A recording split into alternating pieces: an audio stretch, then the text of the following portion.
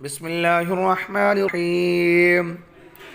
يا قابل توبة آدم يوم عاشوراء، يا فارج كرب ذي النون يوم عاشوراء، يا جامع شمل يعقوب يوم عاشوراء، يا سامع دعوة موسى وهارون يوم عاشوراء، يا مغيث إبراهيم من النار يوم عاشوراء، يا رافع إدريس إلى السماء يوم عاشوراء، يا مجيب دعوة صالح في الناقة يوم عاشوراء، يا رحمن الدنيا والآخرة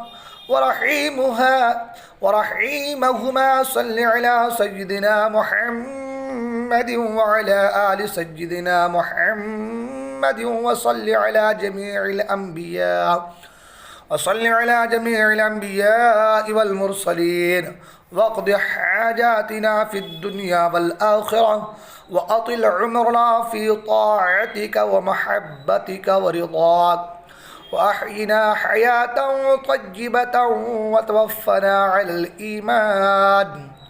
على الإيمان والإسلام برحمتك يا أرحم الراحمين.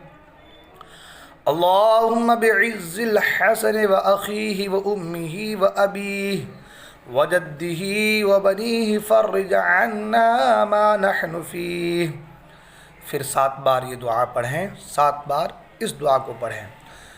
सुबहानल्लाहि मिलअल मीज़ान व मुंतहल इल्म व मबलगर रिदा व ज़ीनतल अर्श वला मलजअ वला मंजअ मिनल्लाहि इल्ला इलैहि.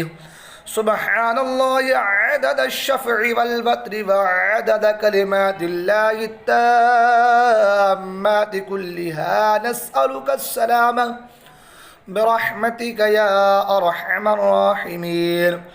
وهو حسبنا ونعم الوكيل، نعم المولى ونعم النصير، نعم المولى ونعم النصير.